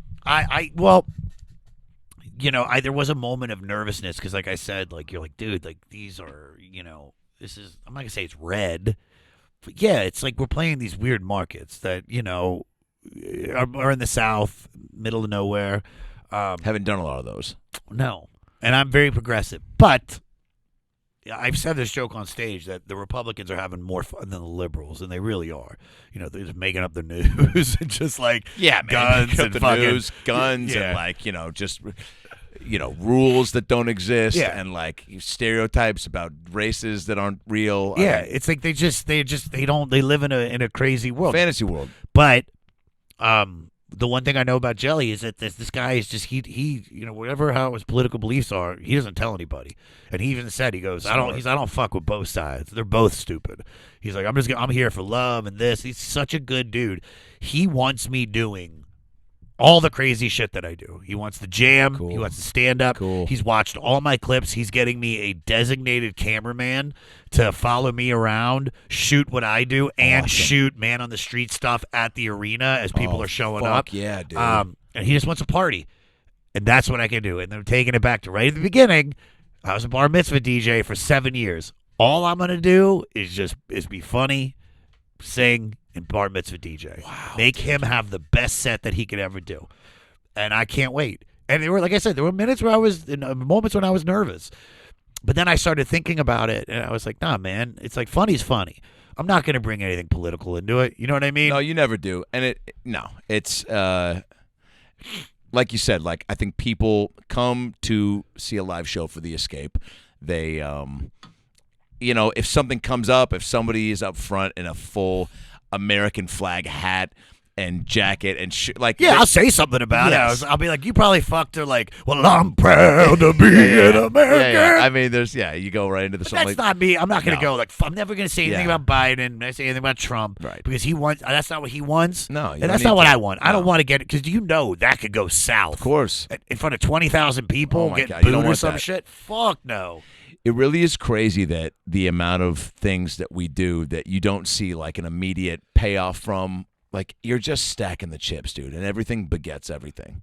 Like, it's just all bleeds in. Everything preps you for the next thing, as cliche as that is. It's like, man, 7 years of bar mitzvah DJing, and now you're going to do these fucking arenas, doing, by the way, what you and only you can do. I think that every time I watch the jam. And I tell you, it's bonkers to me, and I try to always be generous with either sharing something of somebody that I fucking am in awe of or telling people. I feel like I'm pretty good at not being bashful about being like, you're fucking incredible. You know what I'm saying? And I've told you that every You always time, have. You always every time, supported me, every jam, dude. And part of me thinks you have me on just to fucking build you up, because I've done it a lot. Feel a little sad today. Get Adam Ray on the line. Hey, I'll take it. But it's like from the you've been doing the jam now for how many almost years? 10 years. And probably what, over a couple hundred at least? At least. I mean, it's you consistently. We had a moment where it almost ended. We had a full moment, like right before the pandemic. I was like, I just don't have the time, and blah blah blah. And then, man, the pandemic hit, and we did that first one back. And like I said, there was a new love. You know, I remember even feeling like that it was done because I wasn't seeing it. Like, you know, We're doing Dawn in New York, or you were coming back to L.A. maybe a few times, and then I was like, well, he'll adjust, and like you'll do what you do, and it's better than ever because, like you said, you've gotten just better on stage, like you just got more dialed. I know in. what I'm doing now. Yeah. I have the confidence. I'm not but worried still with about all the chaos and but the showmanship part of it is what I think people are going to really. And what Jelly Roll saw is like something where you go, oh, it's just the same way when you're pitching a show and they're like, well, why you? And you're like, well, here's the reason why it should only be me. It's like you're going to show every night why, and people are going to be like, some people they're going to go, oh, musical comedy, I actually kind of like it because of what I'm seeing this guy do. But it's like, well, cool, man, but that's the only version of that you're seeing anywhere, which has got to be fucking awesome to know. Yeah. You know what I'm saying? You see Craig Robinson up there do his thing. I feel like he's in a unique space. Sure. But there are other people sitting down and playing doing songs. That. And, yes. Yeah, and that's. But Craig also has his own thing with it. But there's truly only one version of what you're doing. But this is the thing: is that I'm not like. It's not like I would never call myself a musical comic. I'm just a comic. That's who I am. It's like I'm only singing because that's who I am, and that's what I hear. Yeah. And I think because all the jokes that you are peppering throughout the whole opening of the jam, it's like that's not like you can't not be a comic, and you have to have honed both worlds to then marry them together. Yeah, it's coming to a place. I mean, you think about it, dude. We've been doing this for almost fucking. I think I'm hitting year 15, and it's like you've been doing this to a certain point. It's just like if you don't know who you are by year fucking 15, and you're doing something that's not clicking, you shouldn't be doing it. Yeah. And I'm not saying, but I always say this when people are like, you know, like how long have you been doing stand up? I'm like, I've been doing it, you know, back before it was like I've been doing it 14 years, but I just got funny. Do you know what I mean? Because now I know what the fuck I want to do. Also, you even, for the jam we did the other night when I did Third Eye Blind. You fucking annihilated. Send me Charm Live. And Josh goes, you got to do. Yeah, so there's this part of the song. I think anyone, by the way, if they're not taking, and this isn't calling anybody out, but like the jam is such a wild, open-ended, like you are setting the tone and the table for what the show is, gonna be, should be, could be. There's no right or wrong answer. Anyone coming up, you're going to get your comic doing a set. You're going to get the song, whether you know the song or not. But you're basically encouraging, hey, there's opportunities to make it your own. And I think people used to do it a lot more, right? As far as like adding in extra things. Some people did.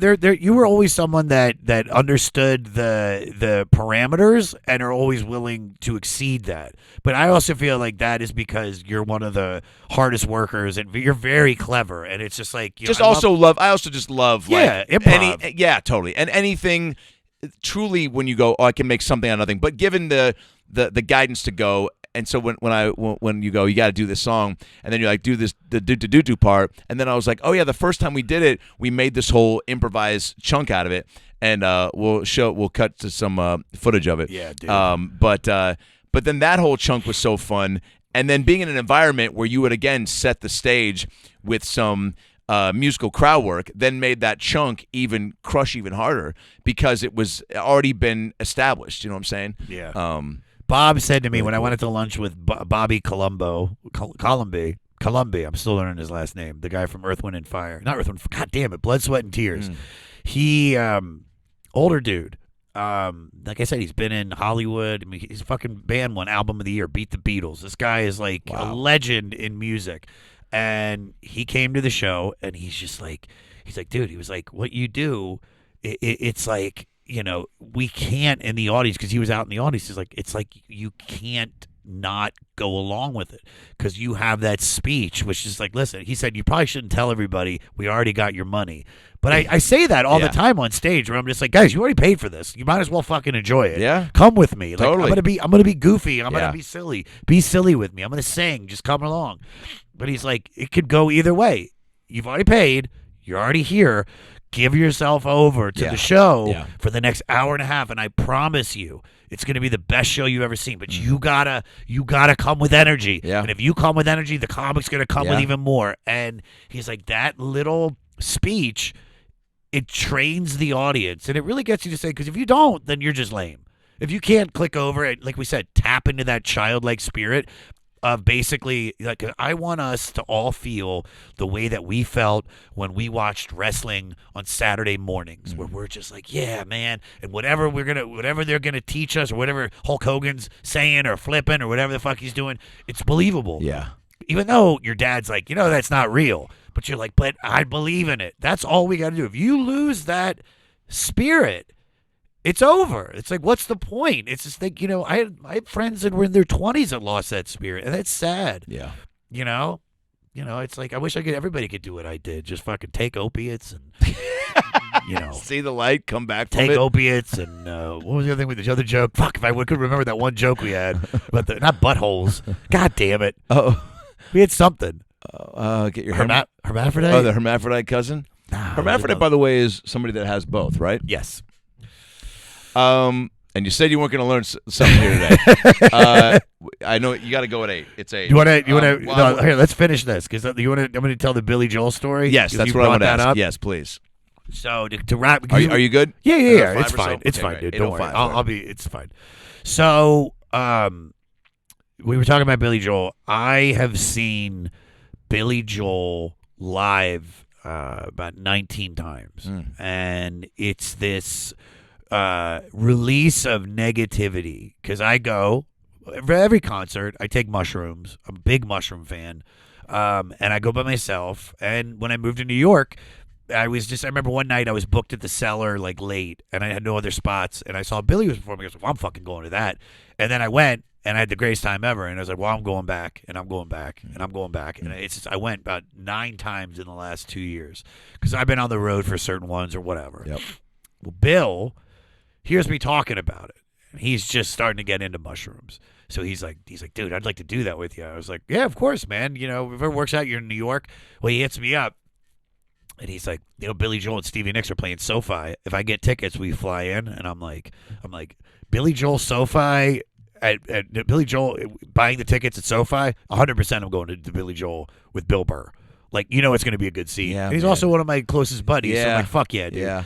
And also, it was one of those things where I was like, man, I'm in the position in life that I can afford to do this. Yeah. And that made me feel really good. Also, YOLO, man. You got to just, YOLO. How many years you got to YOLO and actually have the means, the energy, the wherewithal, Yeah. Well, for me, probably many more because I have no girlfriend, no kids, and it's just me. And I get to be very selfish.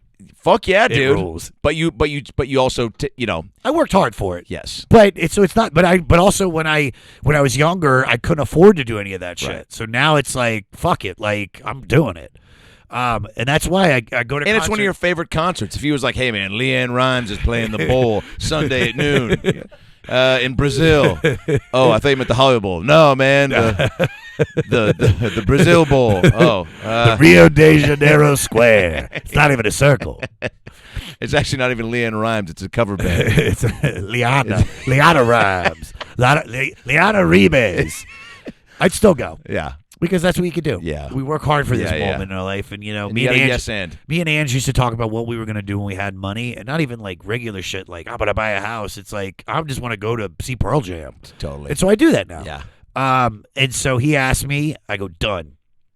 Fly in. Now I get the mushrooms. And I have a buddy who lives in Vegas that makes these really good chocolate bars that like, they rule. They fucking rule. It's a really good high. But at that point, I had never done it. He had just sent me them to test it. He was like, yeah, I'll throw this in, and he sends me a bunch. And so I'm a little nervous because you're like, all right, Bill doesn't trip that much. This could go very badly. Mushrooms, if you take too much and you're not used to it, and if you're in public, can be very freaky sometimes. You just get like, I don't know. It's just like I'll be at concerts. I went to Depeche Mode the other night. I took mushrooms, and I was sitting next to this dude with like a colostomy bag, and then this fucking Bulgarian guy that smelled like butt cheeks. So I was just like, I gotta go, and I just went and walked around MSG for like 10 minutes, and I went back in, and I was fine. But you gotta be able to do that, and have the wherewithal to know. Take control. It's just a drug. You're fine. You're safe. Look down at your feet. You're safe. By the way, is that consistent with Depeche Mode's audience? Colostomy bags and butt cheek smells. God, it was such good people watching. But now the dude sitting next to me, I got tickets through Live Nation, and this was their good seat. Section 110. It's like here's the stage. I was like right there. Oh, that's awesome. It's it was going online for $700. God damn! And I got it for 200, maybe 220. Awesome. Yeah, worth it. I've got a lot of plugs, so I'm very, very happy with that. So a shroom trip with Burr could be front page news, and you don't want to be responsible for that because probably friendship is going to take a turn for the worse. You want to make sure he's going to have a good time. Yes, that's all you care about. You want your buddy to, but you also like, hey man, I don't want to fucking be freaked out making sure he's free because he starts whatever. So I'm gonna level the playing field. So I go, all right, let's eat 2 grams each. That's enough to feel something. And we eat the 2 grams, and we're sitting 4th row, dead center. Stevie Nicks comes out. And listen, dude, it's the same shit. Like, this is the kind of band that you take mushrooms to. Stevie Nicks, legend. Yeah. Landslide, Gold Dust Woman. God, yeah. Like, me and Big J took mushrooms and went to go see Wu-Tang Clan, and I felt like I was being yelled at by black people for 2 hours. I was like, I didn't do anything. I wasn't even here. I don't know who let the dogs out. It's not this band, Josh. So, but I think there's concerts that you got to be that if somebody doesn't trip that often, like Coldplay, I recommend to everybody. Oh, take mushrooms, go to Coldplay. Oh man, yeah, take them. But Billy Joel is another one. And so, dude, we start laughing. It's very giggly mushrooms. We start having the best time. He's giggling. We're making fun of stuff. He's still cracking jokes. Another classically silly guy. Very. A great giggler. Very great giggler. Know? Yeah. But it's also one of those things where, if you, like you said you had that run-in with him at the thing. Oh, in Austin. Yeah. The being a little stony baloney with him was the best version. We've now texted more in the last week than ever. And the eye contact I got, it was such a great, but because I think I allowed myself to be a little more comfy and sillier, and I think he picked up on that. He's still just a dude. You know what I mean? 1,000%. But he's my favorite comic, so sure. You can't but you just got to get to a place to where you go, you're not thinking about that. But I bet you if people feel the same thing about like Colin Quinn and until you get that moment to really connect with him, and you've been lucky enough where you have, and so have I. Yeah. And, dude, it took me a while to get really. It took me a while to bust his balls, and once I did, that's what it is. Once you're comfy, yes. Then he was like, all right, and then the friendship really grew. Yeah.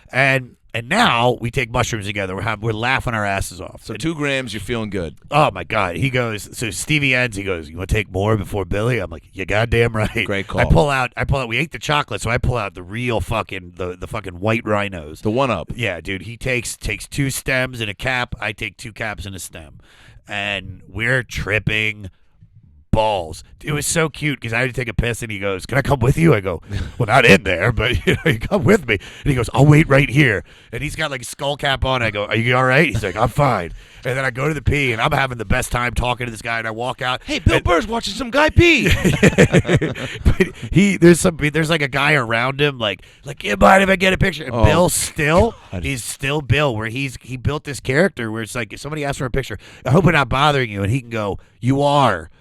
But he's funny. Yeah. There's love. I say that same shit with like, if he was saying it and he wasn't smiling. Yes. That's mean. Yes. You can't get away with saying something about this. But if there's love behind what you're saying and it's silly, it's easy. Yes. You get away with anything, and he does. People get their moment.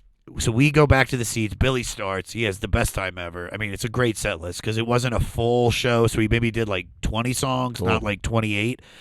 And this is a story. So I'm gonna go forward to go back, please. You've got 90 seconds. Yeah. Okay. Goddamn. All right. So no, take your time. So take your time. So like a week after the show, he calls me and he goes, "Dude," he's like, "I'm telling the story about what I'm about to tell now." He's like, "I'm telling the story on stage," and he goes, "Don't worry, I didn't say your name." And I go, "Say my name, please." Please, God. Yeah, man. And so plug my Twitter. So we do Ottawa together, and he does the story to end the set because I opened for him, and it just kills. This is a story. So it was funny. We're in the fourth row. I'm by these two old people that won't stop smoking joints, and Bill throughout the whole show always has 3 or 4 different people sitting next to him. Like at one point it was an old couple, and then it was the guy from Lost Boys, but it really wasn't him because that guy died. Sure. The father. The guy who's like, but I want you, Christine. I haven't seen it in a hot minute. You gotta I'll watch take it. your word for it. Lost Boys. I felt very insecure doing that right there. Can we cut that? Cut that. Leave it in, but put the scene. No, it'll be the cold right open. next to me. It'll be the cold open. So by the end of the show, there's these 4 Malibu moms sitting next to him. Alanis Morissette hair, flowing dresses, work done, big teeth. And I warned Bill a week or so before. I go, hey, man, just to let you know, when it gets to scenes from an Italian restaurant, I'm going to cry. And he goes, what do you mean, like a single tear? And I'm like, no, I cry. It's this beautiful. I think this song is the most beautiful song ever written. This one part just really moves me. Music moves me a lot. I cry a lot listening to music. But this song in particular, every time I see it live, I just get really emotional. He goes, all right. Well, he forgets about it. The next thing you know, we're watching Scenes from Italians on, and those 4 Malibu moms. Yeah, what are they up to? They're just go, is he crying? Oh, my God, he's crying. Oh, you're so sweet. And Bill turns, and I'm just like looking like one of them. Yeah, dude. And the girls, and this is Bill likes it. In the stage, he explains it perfectly. Is that what it looks like to show emotion? On stage, Bill does it perfectly because this went on for a few minutes where they're in his ear being like, you're so beautiful. Oh, what a beautiful soul. And I'm just like, with my pirate voice, like, it's such a great song. I just can't help it. It's so beautiful. And it goes on. They're like, he's so sweet. I just can't. And I mean, this goes on for like 5-6 minutes, and they won't shut up. They're just like, they literally like touching Bill. I don't think maybe they know who he is. Maybe they don't, but they're like, your friend is so sweet. He is a sweet human being. You're lucky to be friends with him. And then they finally get quiet, right? And then like 30 seconds later, I just lean in and go, I can fuck either one of those girls over there. And Bill just loses his shit. Oh man, it was great, man. And I thought Coldplay was actually performing this week, but they're not. Oh, bummer. But I texted him. I was like, dude, let's go see Coldplay. We've gone to a couple other bands. We've taken mushrooms. This guy Yusuf Diaz. Wait, so you're crying? You stopped? I mean, what happened? Did you try it? Were you too shroomed up to try to make any moves? We talked to them after the set, and they were all married from Utah. But one of them was like flirting hard, but they're married from Utah, by the way. Great. It's here we go. Come on, find it. Well, married. Where is it? CBS. CBS 8 p.m. Tuesdays. Tom Selleck and Diane Lane are married from Utah. How many wives do you have, Tom? Not enough. I saw it, dude. Yeah. I saw the whole show. There's I think in certain parts of the country, I've been propositioned by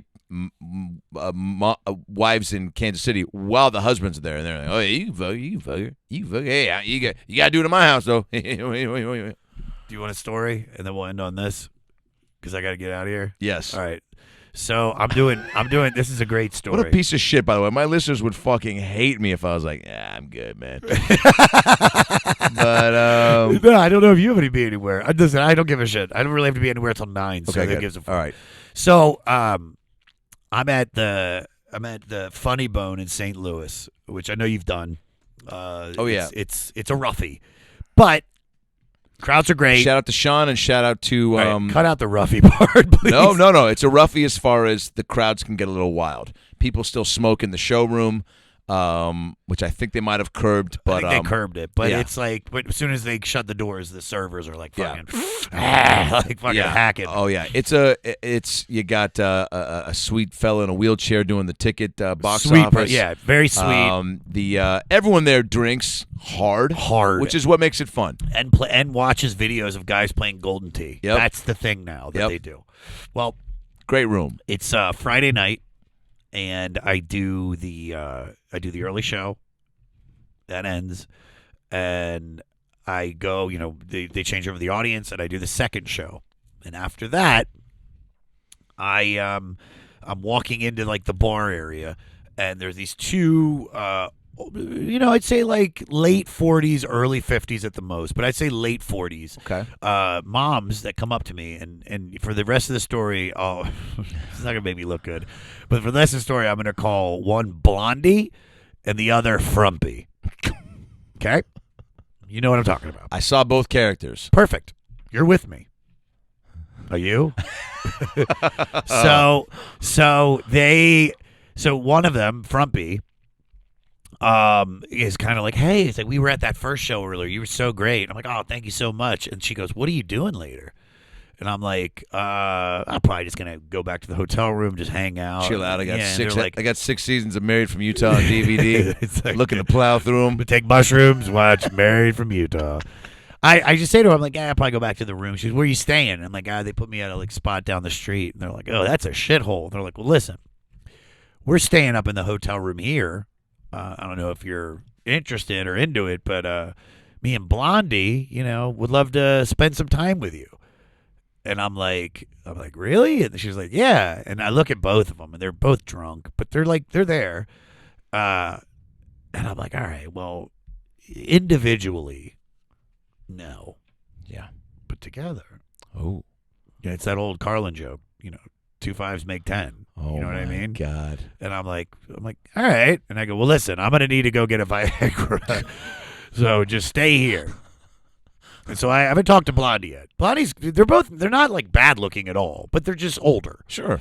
And so I go get the Viagra, and then I go back. They're at the bar next door. How quick is a Viagra kicking in, by the way? 20 minutes. Wow. And is it like instant? Like you No. just. No. Here's how you know. Your nose gets stuffy. So I was hooking up with a girl in Dallas, and we were hooking up, and everything was fine. And then we were high, and I just get in my head, and I started losing it. So I'm like, hold on, let me go get a vitamin C pill to bring me down. But it was really Viagra. And I take it, and then what I did was I just went down on her for about 30 minutes until my nose got stuffy, and then we had sex. So you need to have some sort of like sexual thoughts to instigate the Viagra. It's almost like Pinocchio needs to start thinking about a lie he's going to tell, and then his nose will start going.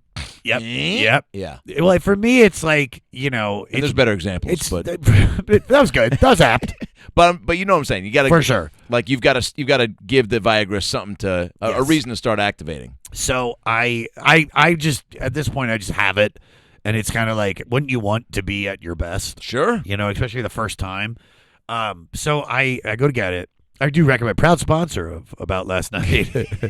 Wouldn't you want to be at your best? Biggie Thicky or Limpy Skimpy? So I go and get it, and I don't know if maybe I took it, and then I go to the bar, and they're both there, and Blondie's talking to some other guy at the bar, and Frumpy's sitting at this table, and I start talking to Frumpy, and immediately I'm just like, oh, this chick's actually like really cool. Like, she's like, me and her are both divorced. We both got 3 kids. Blah blah blah. We've done this before with our husbands, but never like without them. So whoa. So they're kind of like, well, we're into it.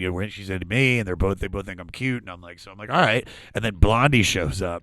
She's just wasted. She goes, are we fucking or not? And I'm like, well, all right. I guess now's the time. Pleasantries are out of the way. I swear to God, what comes out of my mouth is 100% true. We get in the elevator. I'm not lying. She 100% says this. Blondie goes, I sure hope my pussy don't stink.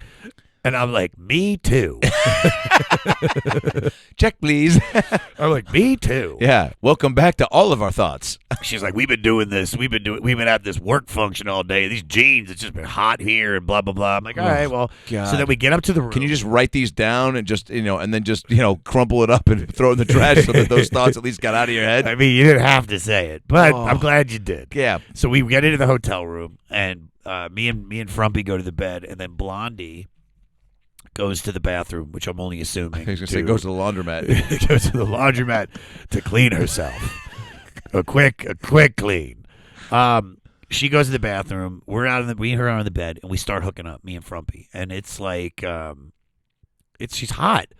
It's this thing. If I saw her on the street, I wouldn't be attracted to her. But she's like really, she clicked in. I've been getting to know her a little bit. Great. She's very sweet, and we start getting naked, and her body's it's like a woman in her late 40s, and but she's hot, and she starts doing things to me, and I'm trying to clean it up, and then Blondie comes in naked, and she's like, all right, she's like, oh, you're doing that, all right, well, let me join in, and then she goes, wait a second, you got a condom, right? And I go, no.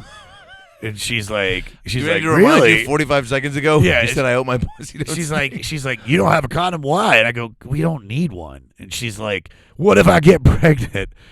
And I'm just like, I was like, girl, you're 52. Like, the only way we're gonna get you pregnant is we go to a doctor, give him $10,000, and he does science in your pussy. Well, she didn't like that. You said that Not fully worded like that, but like to a point. Whoa. And then Blondie was like, well, I'm not doing it no more. And so then me and Frumpy were like, well, let's go. She didn't say not no more, but she was just like, she's like, unless he gets a condom, I'm not doing this. And then me and Frumpy leave to go get condoms. And then she even tells me we're just like, it's actually funny. I bought a bunch of scratchers. Nerd clusters. You ever had a nerd cluster? Oh my God. You gotta get nerd clusters. Proud sponsor about last night. They're great. They're great, and we eat them, and she's eating some, and then we get back to the hotel, and she goes, listen, I'm just going to be honest with you. Blondie doesn't want you to call him up anymore. She's texting me. She's like, she's not into it. And I go, you know what? We had a moment. You were great. I was like, but maybe if it would just been me and you. She goes, yeah, but she's like, I'm with her. I can't. And I'm just like, all right, no harm. And I was like, this is a great story anyway. And it's one of those things where it's like, I'm glad I have the story. Yeah. Than if it would have gone through and been weird, because I wasn't really into it. Now, when you left her, did you go, bye, Frumpy, or did you call her by her name? Called her by her name. Good. I never called her Frumpy. She was very sweet. I bet. bet. Very sweet. Sounds like you guys bonded. Blondie was a fucking bitch. Oh, my God. A dirty bitch. No, I'm sorry. Now, you're doing a character voice. Was that really what she sounded like? It was very like, what? Are we going to do this or not? She was just Missouri. What city was this? Oh, Missouri. Yeah, it's St. Louis. Well, not even St. Louis. It's like Westport or whatever. Shreveport, Westport. No, there's the downtown one that they have, which is actually a nice room, and then there's the Westport. Westport Mall. Wow. Yep. See, and this is. Aren't you glad I stuck around to tell that story? 1,000%. Kids, if you're watching right now and you're going, what is it like to be a comedian? Well, we gave you the highs and lows. And everything in between. But if you don't put yourself, you've taken a version of that, right? Of like, yeah, I'm going to fucking go back to the hotel and see what happens. And thank God you're a respectable human and left it kosher and didn't go, no condom, no problem. Hey, Blondie, quit being a buzzkill, and just go, yeah, all good. Bye-bye. Make my joke. Nice to see you. Make my joke. See if it goes over well. Oh, it doesn't? Okay, well, I'll go get some. Yeah. And that might, even that experience, like, in some, whether it's this story, whatever, maybe we animate this story, Please. Oh, my God. You've got animators at your beck and call. He's got one of your favorites. Like, all right, let's get that Ren and Stimpy style. Great story, just with you doing the voices. It's true. Bill was saying you how great you are on F is for Family. What's his name? DJ what? DJ Howlin Hank, man. That's it, dude. The voiceover work and animation is the gift that keeps on giving. It's my favorite work. It's like sometimes I'm busy, sometimes I'm not. Well, and that's another thing about just you now getting ready to introduce yourself to like a shit ton of more fans. Is like.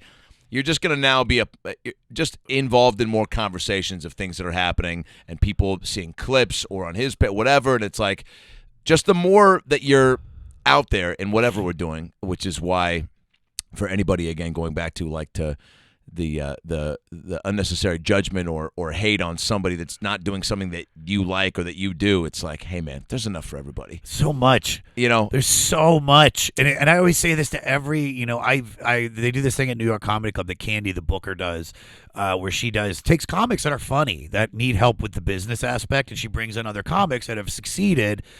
And I remember I sat down, the thing was like to do punch up of their jokes. Yeah. And I really felt like I gave my advice of what I would do. Yeah. And I think some of them took it. But one of the things I said at the end, I was like, listen, whatever advice people give you, and I've heard so much, it's the only one that I tell people because there's no rhyme or reason how you make it. There's no rhyme or reason, how fair it is that this person got it and you didn't. Whatever. But the only advice I give to somebody in every profession, but most in particular in comedy and music, is be you. Fucking lean into whatever the fuck you are. Sarah Tiana said that to me. And she was like, listen, because she was like, if they ever need a Southern girl that knows sports, I'm her. They need a Southern girl, I'm her. If they need somebody that knows sports, I'm her. And that's who I am. And that's what I did. And that's what I set my career up for. And when she said that to me, man, it didn't click until after COVID. And then once COVID hit and I was like, this could be my last show. I'm going to fucking sing more. I'm going to bounce off the walls. I'm going to do whatever the fuck I want to do because that's who I am. And the more you're you, the more nobody can take your material, the more you set yourself apart. And that's all we're trying to do is be individuals in this because there's a lot of us, are people in this game that, they're like them and they're like them. But there's the ones that really do well are the ones that are clean-cut entity of like, this is who they are, this is their characteristics, and there's no one like them. Yeah, there's people slightly similar, but there's no one like you, there's no one like me, there's no one like Brad, of course. But you know what I mean? It's like this is like Burr. There's no one like Burr. There's no one like Roy Wood Jr. There's no one like Chappelle. Even Avery. There's no one like Avery. Avery's doing what Avery wants to do, and as long as he leads, I tell him, just be you, write what you know. Yeah. That's the only advice. That's the only advice I give anybody. Comedian, son, friend, frumpy hotel lover, raw dogger, on stage and off, and I mean that in the best way possible, fearless on and off stage, the best hang. Love you. Holocaust denier. Holocaust denier. You're a beast, and I'm so pumped for the next year of your life. It's going to be fun. Keep it going. Take care of yourself. Make sure that's a priority. Yeah. That's going to be a bonkers ordeal, and you want to make that you just crush it top to bottom, which you will. And that's the one thing that is always tough when it's just that's going to be a new experience. You know what I'm saying? But you're ready for it.